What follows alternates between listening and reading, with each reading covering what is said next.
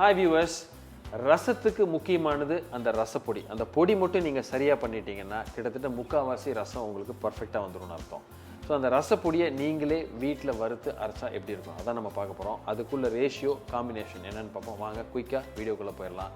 I'm Sundar, welcome to Recipecheckr.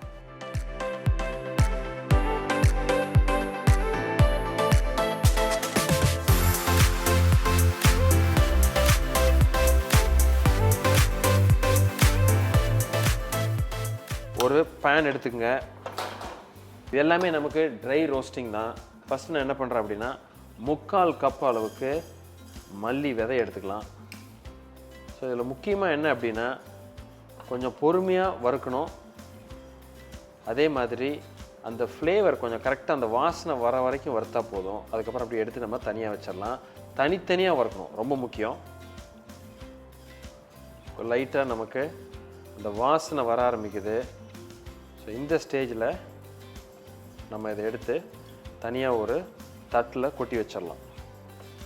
So இப்போ லைட்டாக ஒரு மைல்டு ப்ரௌன் கலர் பர்ஃபெக்டாக ஆகிடுச்சு இப்போது.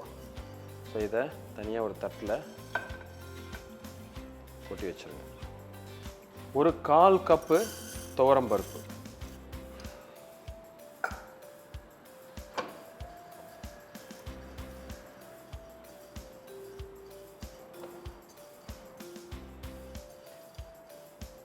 துவரம்பருப்பு வந்து வறுக்கிறப்போ ஒரு நல்ல ஒரு ஃப்ளேவர் கிடைக்கும்.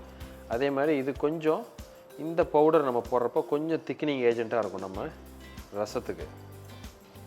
ஸோ லைட்டாக அந்த துவரம்பருப்பு வறுக்கிற வாசனை நமக்கு வந்துருச்சு. ஸோ இந்த ஸ்டேஜில் இது ரெடி ஆயிடுச்சு. இதையும் எடுத்து நம்ம தனியாக வச்சுக்கலாம்.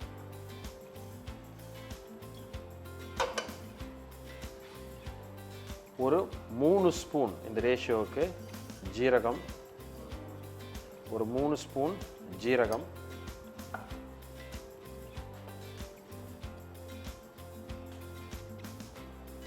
ஜீரகம் பொரிஞ்சு வர ஸ்டேஜுக்கு முன்னாடி கரெக்டாக இருக்குது. இதை எடுத்துடலாம்.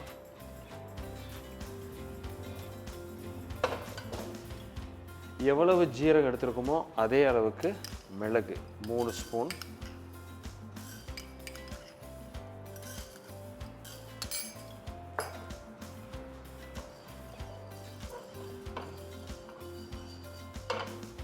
ஸோ அந்த மிளகு லைட்டாக கொஞ்சம் பொரியறதுக்கு முன்னாடி நல்லா வறுத்துருச்சு. இப்போ எடுத்துடலாம்.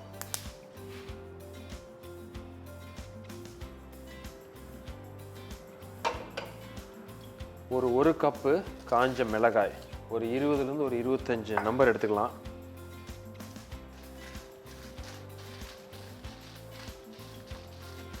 லைட்டாக அந்த மிளகாய் வந்து கொஞ்சம் சூடாகி வரப்போ அதை எடுத்துடலாம்.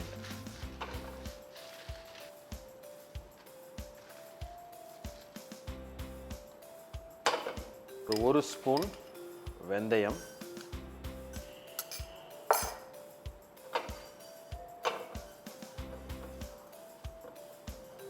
ஸோ வெந்தயம் லைட்டாக வறுத்துருங்க. ரெடி. அப்புறம் ஒரு கைப்பிடி அளவுக்கு கருவேப்பிலை,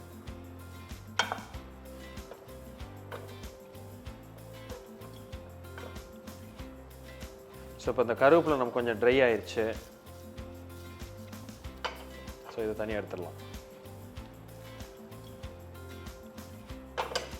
இந்த பெருங்காயத்தை பொரிக்கிறதுக்காக ஒரு ஸ்பூன் ஆயில் கொஞ்சமாக கொடுங்க.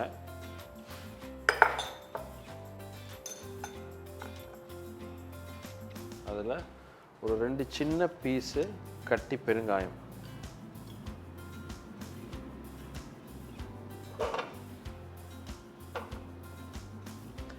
பெருங்காயம் நல்லா பொரிஞ்சாதான் நமக்கு பொடி பண்ணுறதுக்கு ஈஸியாக இருக்கும், நல்ல மணமும் கிடைக்கும்.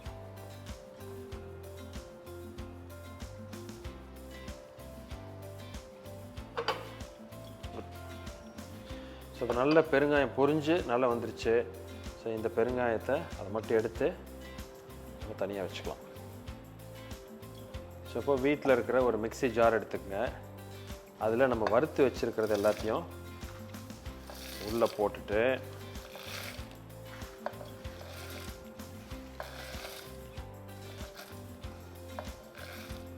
ஒரு அரை ஸ்பூன் மஞ்சள் பொடி போட்டுங்க. இதை இப்போது நம்ம பொடி பண்ணி இந்த ரசப்பொடி நம்ம ரெடி பண்ணிடலாம். ஸோ இப்போ இதை நம்ம வீட்டில் இருக்கிற மிக்சியில் போட்டு இந்த மாதிரி அழகாக பவுடரை அரைச்சிட்டோம். ஸோ இப்போ நமக்கு ரசப்பொடி ரெடி. ஸோ இந்த மாதிரி கொஞ்சம் திரியாக இருக்கும். ஸோ இதுதான் ரசப்பொடி உங்களுக்கு சரியாக இருக்கும், பர்ஃபெக்டாக இருக்கும். ஸோ ஒரு பர்ஃபெக்டான ரசப்பொடி, அதோட காம்பினேஷன், ரேஷியோ, அது வறுக்கிற முறை, அரைக்கிறது எல்லாமே பார்த்தோம். முக்கியமாக அதில் அந்த பெருங்காயத்தை நீங்கள் வறுத்து போட்டிங்கன்னா அது ரொம்ப நல்லாயிருக்கும், ரொம்ப ஸ்பெஷலாகவும் இருக்கும்.